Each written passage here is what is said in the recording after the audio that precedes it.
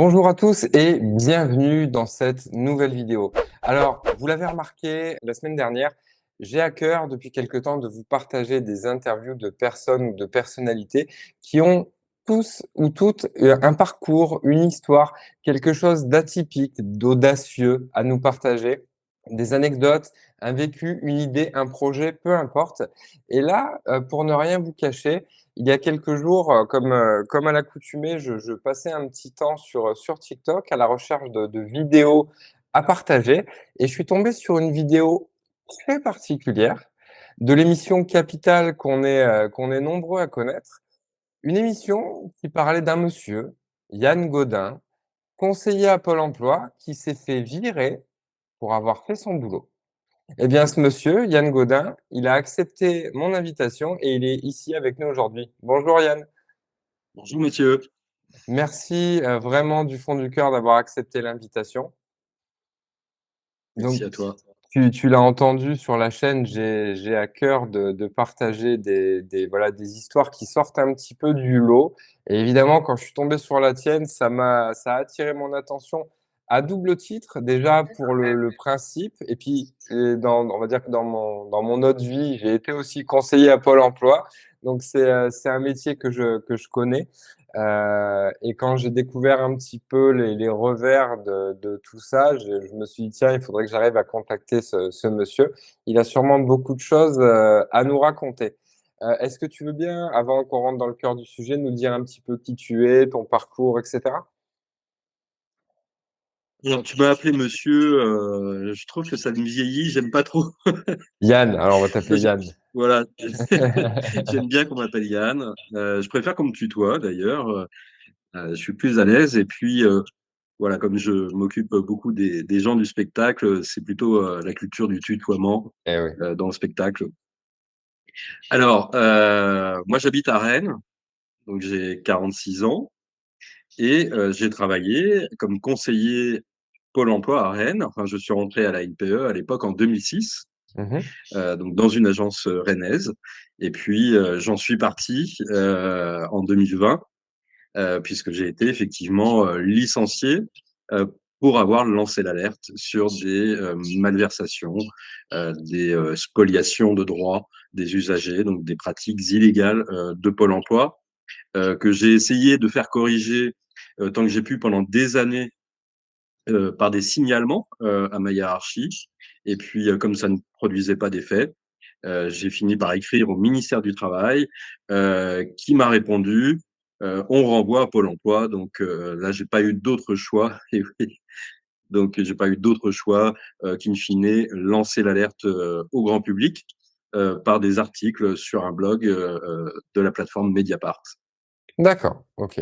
Donc c'est Donc, de là, on a découlé un vrai changement de situation, si on peut le dire comme ça.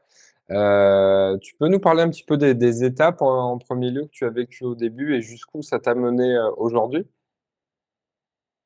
alors, toi qui t'intéresses à l'audace, j'ai eu, quelque part, j'ai eu, l'audace de, signaler une première anomalie. Mmh. J'avais découvert une première anomalie, un droit, un peu d'argent, qu'on ne versait pas, ça concernait les intermittents du spectacle, mais peu importe, puisqu'ensuite j'ai découvert d'autres anomalies qui concernaient, tous les allocataires et pas que les intermittents du spectacle.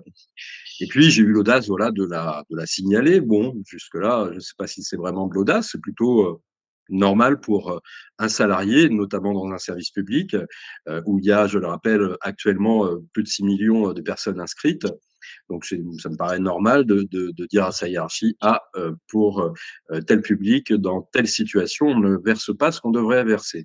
Et puis, ensuite, j'ai eu l'audace de relancer, pour que, ce soit corrigé et j'ai découvert aussi ensuite de nouvelles anomalies puisque j'ai eu l'audace, bah, de commencer à me méfier un peu, des consignes de ma hiérarchie et de vérifier, de plus en plus, de vérifier, dans les textes, sous Légifrance notamment, de vérifier les vraies règles du jeu pour voir si on les respectait, Mmh. si les consignes qu'on me donnait correspondaient bien au cadre légal.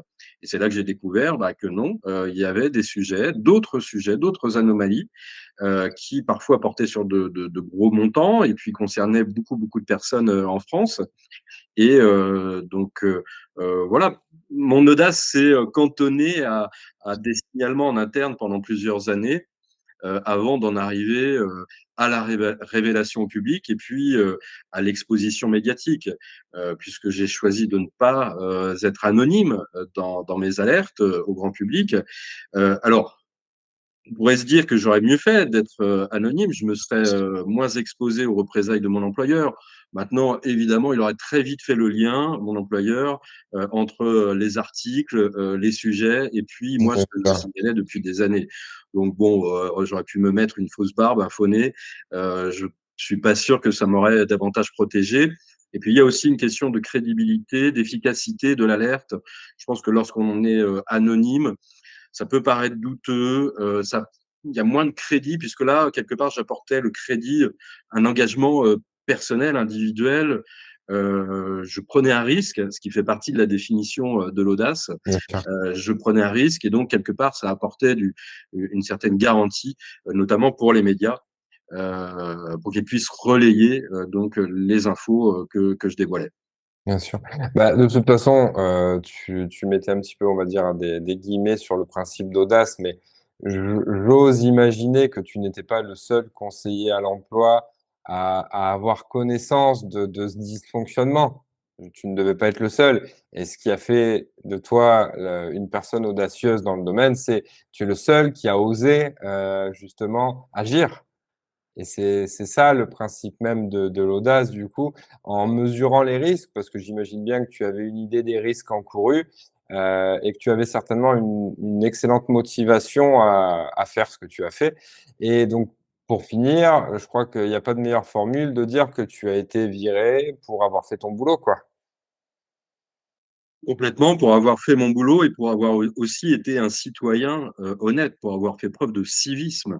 Mmh, Heu, mais ce qui colle pas toujours avec la volonté, de l'encadrement ici ou là, dans un service public ou dans une entreprise, privée. bien Alors sûr. pour revenir sur l'audace, en fait, il y a 3 critères qui correspondent parfaitement, à la définition d'un lanceur d'alerte. Il y a, le caractère difficile de la démarche. Donc, pour moi, le caractère difficile, ça a été justement d'explorer, les textes réglementaires, d'essayer de faire en sorte d'être sûr de mon coup, et de pas, voilà, faire des signalements, à côté de la plaque. Mmh, Notamment ensuite, dès lors que ça a été médiatisé, j'avais tout intérêt à être vraiment sûr de mon coup. Bon, mmh, la loi protège le lanceur d'alerte s'il se trompe, mais qu'il est de bonne foi. Néanmoins, voilà, je voulais pas passer pour un un idiot auprès de la France entière. bien Donc, sûr. il y a donc cette difficulté de bien comprendre, les règles du jeu, surtout quand, la hiérarchie avec beaucoup de, je dirais d'aplomb, et puis des formulations, je dirais très solennelles, donne des consignes qui sont contraires à la réglementation, donc ça peut vraiment mettre le doute, hein. Et d'ailleurs, les usagers de Pôle emploi, heu, notamment ceux, que j'aide, ils ont parfois le doute parce qu'ils ont d'un côté moi je leur explique les règles du jeu, je leur dis que là, ça va pas et leur dossier a été maltraité, donc il y a eu, une spoliation de droits et puis de l'autre côté, il y a Pôle emploi qui, avec des formules solennelles, avec beaucoup d'aplomb, dit: «Si, si, on a respecté la réglementation» et cetera.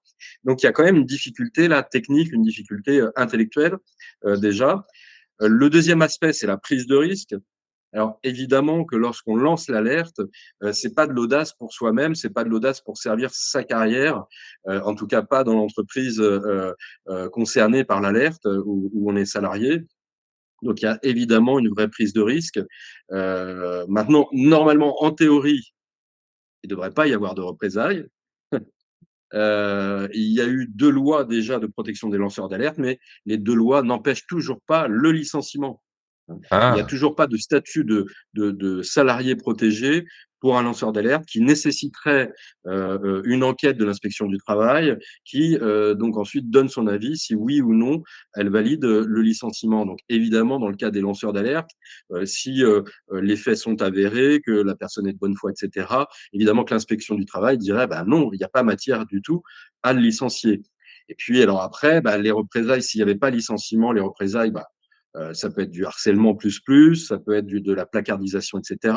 Mais quelque part, c'est pareil. On peut saisir la justice, saisir les prud'hommes pour faire constater du harcèlement, faire constater une placardisation.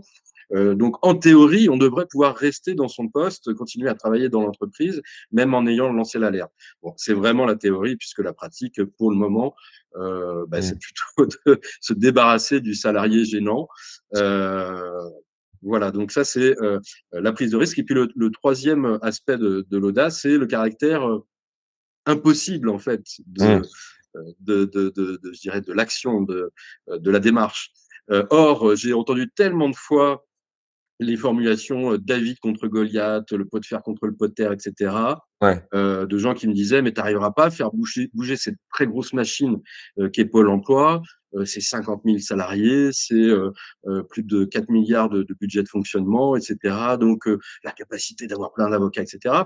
Donc ça, on l'entend souvent, et ça peut d'ailleurs freiner des lanceurs d'alerte de se dire, de toute façon, j'arriverai à rien parce que je m'attaque à quelque chose qui est beaucoup plus gros que moi. Eh ben non, la réalité, c'est que j'ai réussi à faire changer les pratiques. Alors, ça m'a coûté mon contrat de travail, mais Mmh. j'ai quand même réussi à atteindre l'objectif, à savoir que la quasi-totalité des alertes que j'ai portées ont été corrigées, et ça pèse des milliards d'euros. Donc, c'est pas Ah rien. oui. Et donc, ça, c'est un petit bonhomme qui a réussi à le faire, mais euh, parce que la loi, parce que c'était c'était normal que surtout un service public finisse par respecter la loi. Alors, par rapport à ce que tu disais, il y en a certainement d'autres, plein d'autres, qui avaient identifié les anomalies comme moi. Alors oui, évidemment, je te le confirme, j'étais pas le premier sur 50 000 salariés depuis des années à découvrir toutes ces anomalies. Je ne sais pas si tu as remarqué, si tu as deviné quel est le décor derrière moi. C'est pas un décor naturel, c'est un Ouais, arrière-plan. ouais, j'ai vu. Alors, ça me fait penser à un film, non? Ouais, c'est un film d'animation. Je sais plus lequel. Je sais pas. Là, je te laisse me dire. Je vois plus. Je vois pas. Alors, c'est la maison des indestructibles. Ah, bah oui. Ah, bah maintenant que tu le dis, évidemment. Oui. Très juste. Alors, en fait, c'est un clin d'œil notamment au papa des Indestructibles dans le premier film, en tout cas, qui chuchote à l'oreille d'une cliente pour lui dire que sa boîte carotte la cliente, je crois qu'il bosse dans l'assurance, et pour lui dire à la petite dame comment faire pour pas se faire carotter. Et il me semble qu'il se fait licencier. En tout cas, il a un entretien de recadrage Mmh. par, euh, par son patron. Et il se trouve qu'à Pôle emploi, il y a aussi des conseillers, des conseillères qui chuchotent à l'oreille des usagers, donc qui font un travail comme ça, un peu de résistance, un travail avec civisme aussi, mais au cas par cas. Hein, ils vont OK. pas jusqu'à lancer l'alerte comme j'ai pu le faire publiquement et puis à grande échelle, mais en tout cas, au cas par cas, et c'est déjà très honorable, ils ont l'audace, pas une petite prise de risque parce que à Pôle emploi, on travaille en open space, hein, donc les collègues peuvent entendre ce qui se passe dans ton bureau. Et donc, c'est pour ça que ça chuchote plutôt, voire même, j'ai eu des témoignages de collègues qui écrivent des trucs pour montrer à l'usager, pour que l'usager lise et que les collègues à côté n'entendent pas. Donc, il y a des stratégies comme ça. Et puis, il y a aussi des collègues qui font sortir des informations, qui transmettent des informations à des syndicats, à des assos. Moi, évidemment, j'ai des personnes qui me communiquent des informations. Donc, quelque part, elles ont de l'audace, elles aussi, ces personnes, et je dirais une, une valeur morale qui est assez admirable parce qu'elles prennent aussi quelques risques. Hein. Maintenant, avec l'informatique, voilà, c'est un peu, tout est un peu tracé, etc. Cela dit, je rappelle quand même que la deuxième loi de protection des lanceurs d'alerte protège désormais aussi les personnes qui aident les lanceurs d'alerte. Hein, donc, un conseiller Pôle emploi qui me transmet une information comment dire, une information dite sensible pour la hiérarchie, mais que je dirais, moi, qui est une information importante sur une spoliation, une pratique en cours, bah, cette personne, elle est protégée. Il faut qu'elle le Mmh. sache s'il y a des conseillers, des conseillères qui regardent cette vidéo. Très bien. Et avec le recul, tu regrettes ou pas d'avoir fait tout ça?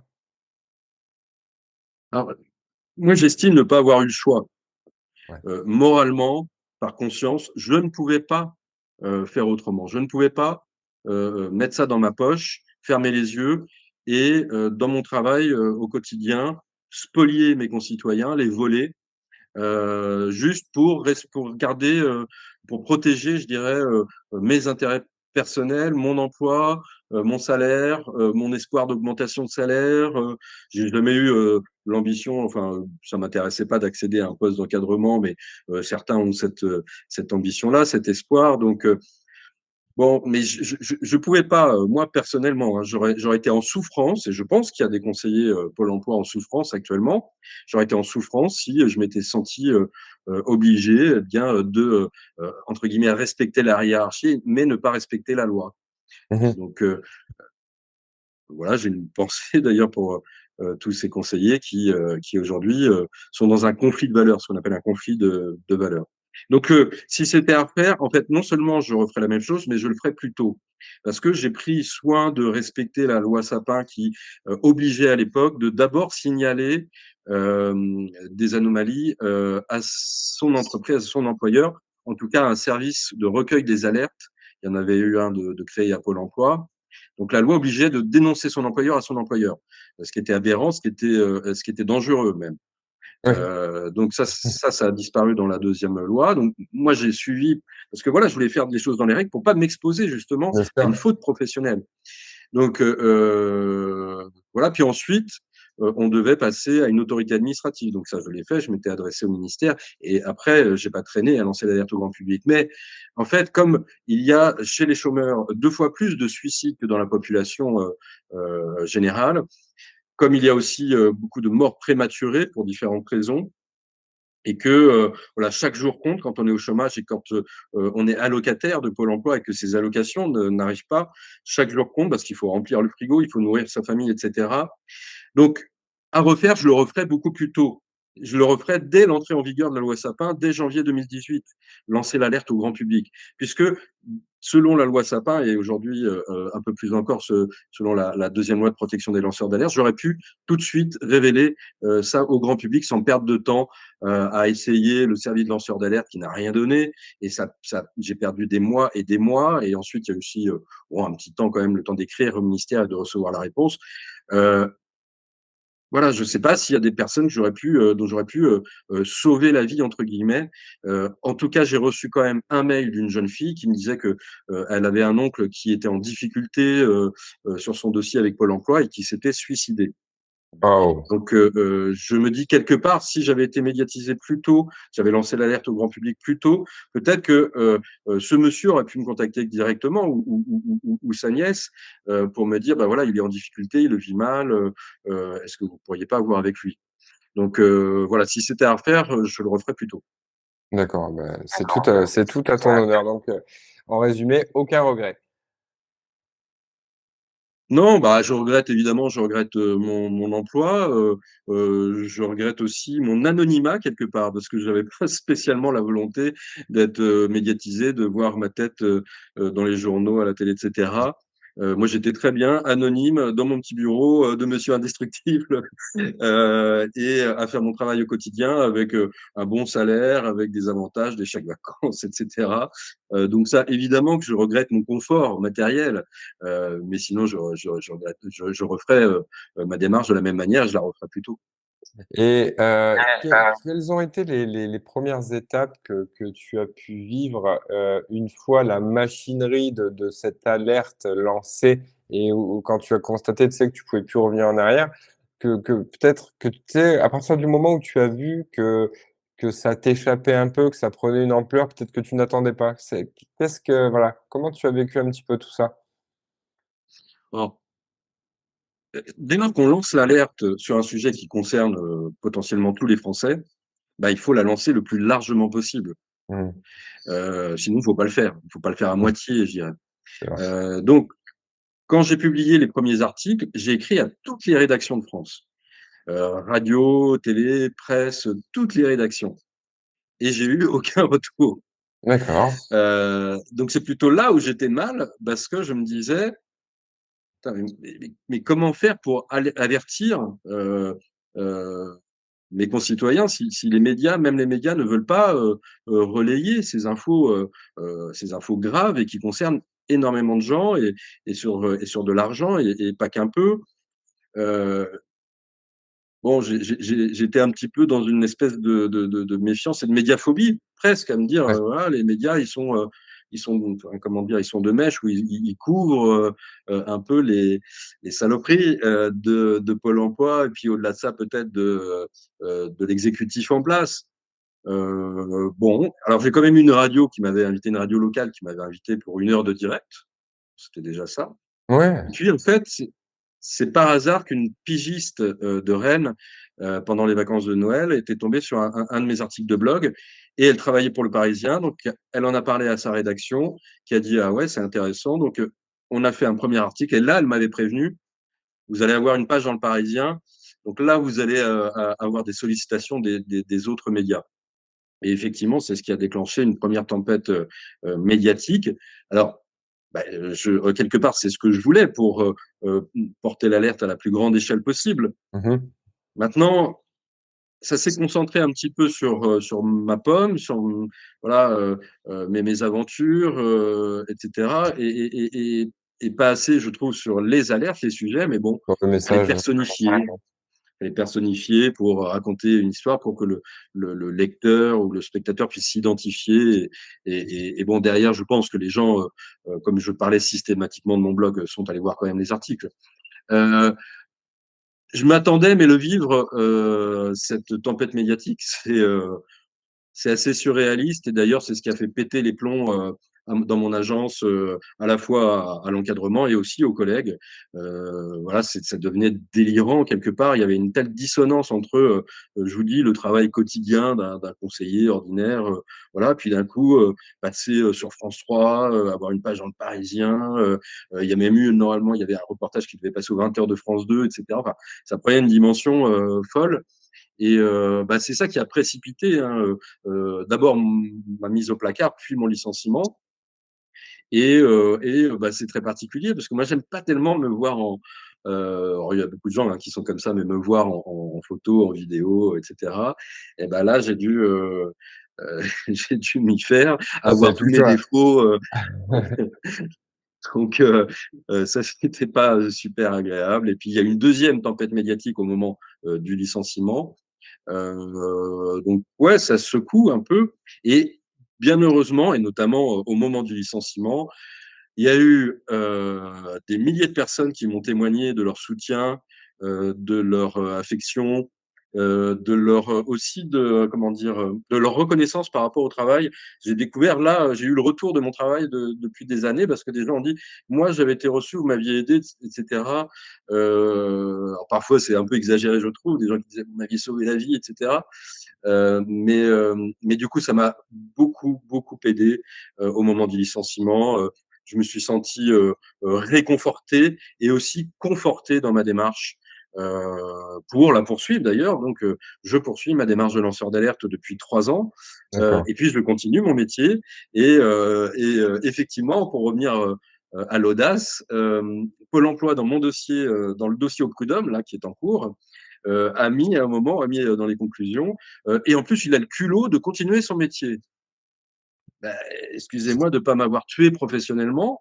Oui, j'ai eu un métier pendant 14 ans, j'ai acquis plein de compétences, j'allais pas jeter tout ça à la poubelle. Bien sûr. Et puis, surtout que, bah, pour le moment, voilà, j'ai pas identifié encore d'autres, je dirais, d'autres personnes comme moi vers qui je pourrais envoyer tous ces gens qui sont en souffrance avec Pôle emploi. Donc, bah, je continue à la fois ma démarche de lanceur d'alerte et ma démarche de conseiller pour conseiller, pour alerter, prévenir les personnes et puis intervenir quand il y a des spoliations, parce qu'il y en a toujours. Alors, il y a beaucoup d'erreurs à Pôle emploi. Il y a pas que des pratiques illégales, il y a aussi beaucoup d'erreurs. Et parfois, et je dirais même souvent, et d'ailleurs le médiateur Pôle emploi lui-même l'avait signalé dans un rapport, Pôle emploi a du mal à reconnaître ses erreurs, donc a du mal à corriger ses erreurs et à comment dire, réparer une erreur qui porte préjudice à un usager. Mais si je peux me permettre d'ajouter quelque chose, j'ai souvenir de l'époque où j'y ai travaillé, où finalement, dès qu'il y avait une problématique, dès qu'il y avait une erreur, la première action, la première intention était finalement de couvrir le collègue, au lieu de chercher à réparer le tort causé. Alors couvrir les collègues, c'est bien, mais quand on cause du tort aux autres, faut peut-être commencer par le commencement, non? Enfin moi, c'est ce que je me disais, ça m'était insupportable. Tu as bien connu la machine, je vois. Mmh, Effectivement, il y a un corporatisme. Bon, cela dit, le corporatisme, c'est quelque chose de naturel. Bon, ça fait partie du travail en équipe, on est soudés, donc on se protège les uns les autres. Mais effectivement, c'est un peu sale quand on se protège alors qu'il y a une personne, un usager qui a été volé, qui a subi un préjudice. Donc c'est pas très propre, on va dire, comme corporatisme dans ce cas. Et puis c'est très symptomatique d'une grosse machine qui fonctionne hors sol et en circuit fermé, qui fonctionne avant tout pour elle-même. Alors mmh, dans une entreprise marchande, c'est normal, c'est le jeu. Une entreprise qui veut faire un maximum de profit, donc tout le monde travaille pour l'entreprise, pour les profits de l'entreprise. Mais dans un service public, c'est le contraire, tout le monde doit travailler pour le public. exactement. Voilà, donc c'est pas entendable, c'est pas acceptable, que Pôle emploi et d'autres caisses sociales, il y a pas que Pôle emploi, fonctionnent comme ça en circuit fermé et l'usager finalement est juste un figurant, c'est juste un décor, un accessoire. Mmh, Bah non, toute la ligne managériale et tous les conseillers évidemment devraient être, tournés vers le public, vers le parce qu'ils public, sont absolument. ils sont au service du public. Moi, j'estimais que j'étais un citoyen parmi les citoyens, au service des citoyens. D'ailleurs, c'est toujours le cas, mais c'était ma posture de travail. Et pour moi, j'ai toujours pris le parti de défendre les intérêts du public et de ne pas, surtout pas couvrir ou être complice de carambouilles internes.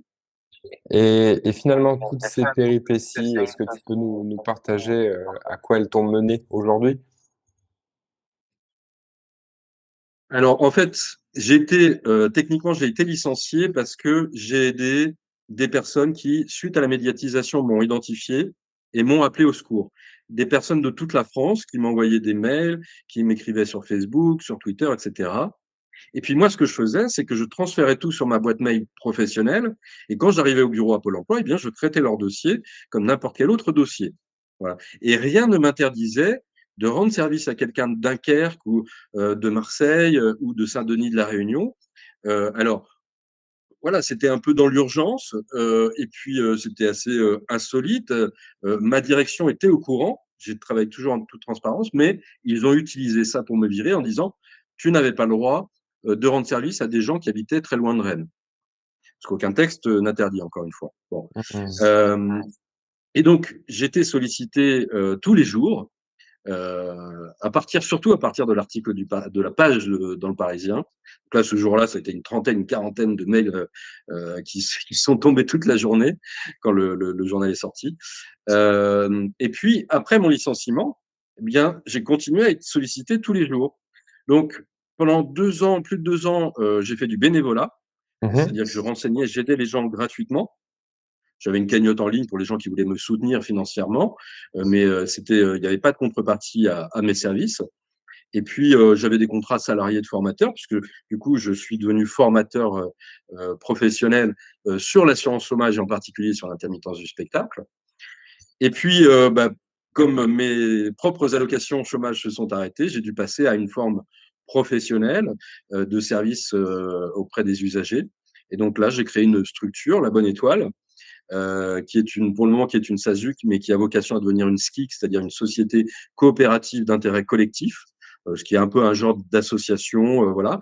Et moi, ce que je veux, c'est quelque chose dans un esprit de service commun, pas de service public, puisque bon, ça, c'est quand c'est l'État qui paye, etc., mais de service commun, c'est-à-dire une structure qui appartient à ses adhérents. Voilà. D'accord. Et donc, c'est une structure dans le code APE, c'est organisation professionnelle. La vocation de cette structure, c'est de défendre les intérêts des usagers de Pôle emploi, les intérêts communs, je dirais, des usagers de Pôle emploi. Et donc, tous les jours, bah, je suis sollicité, sans avoir fait de pub pour le moment, mais juste par le bouche à oreille, notamment dans le spectacle. Et tous les jours, je suis sollicité par. Alors, j'ai fait le compte d'ailleurs récemment, en moyenne 3,2 personnes nouvelles par jour calendaire Waouh! depuis 3 ans. ce qui représente 3600 personnes, en tout sur 3 ans.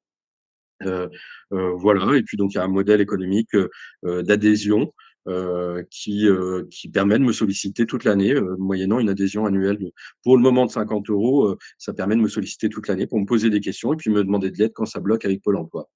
Mais c'est Voilà. excellent. Bravo, bah, bravo du coup parce que tu as aussi développé cette capacité de rebondir, suite à tout ce que tu as vécu pour aussi retomber sur tes pieds. Parce que lancer l'alerte, c'est bien, faire ce qu'on pense moralement juste, de devoir faire, c'est excellent. Mais derrière, ça aurait été quand même des plus regrettables que tu te retrouves, comme on dit plus familièrement, une main devant, une main derrière, que tu ne puisses plus exercer, ce que tu sais faire le mieux visiblement, aider, les concitoyens dans leur parcours à Pôle emploi. Donc bravo, bravo pour ça parce que c'est bien. Il faut des personnes comme toi, c'est des personnes audacieuses qui n'hésitent pas à mouiller le maillot, j'ai envie de dire, pour prêter main forte parce que je le dis souvent au travers des différents webinaires que je peux animer, heu, même quand on est indépendant ou des fois, peu importe le boulot qu'on fait, on est souvent seul, mais on n'est pas fait pour être seul et on peut pas tout réaliser seul, c'est pas possible. À un moment donné, on a besoin qu'on nous tende la main, on a besoin d'un conseil, on a besoin d'une épaule, on a besoin d'une écoute, on a toujours besoin de l'aide d'une tierce personne et je suis certain que tu fais ça, à merveille. Donc je tâcherai pour ma part de mettre en tout cas tous les liens, qui peuvent rediriger vers tes réseaux sociaux, dans la description de la vidéo et bah, en espérant aussi que ça puisse t'amener, encore de la communauté, qui viennent nourrir, ce que tu fais. Parce que les personnes comme toi, je trouve qu'elles méritent à être connues. Donc, écoute merci, Yann d'avoir partagé ça. Tu restes avec moi, je vais juste arrêter l'enregistrement dans quelques secondes. Je vous invite bien évidemment, si ce n'est pas déjà fait, à vous abonner à la chaîne juste en dessous. Pensez aussi à activer la cloche de notification pour recevoir les prochains rappels, des vidéos qui vont sortir chaque semaine et partagez cette vidéo autour de vous, parlez-en. Voilà, Yann Gaudin sur les réseaux sociaux. Si vous avez des questions, liées à votre retour à l'emploi, lié à votre fonctionnement avec Pôle emploi, contactez-le et je vous donne rendez-vous, dans une semaine, c'est ça, pour la prochaine vidéo. Salut les audacieux! To be what you've been called to be. You can't wait on their affirmation. You can't wait on their approval. You can't wait on their support. Sometimes you just got to run and look behind you and say, everybody who wants to run, run, but I can't stop running because you're not running with me. Listen to me, hear me. You can't stop chasing your dreams.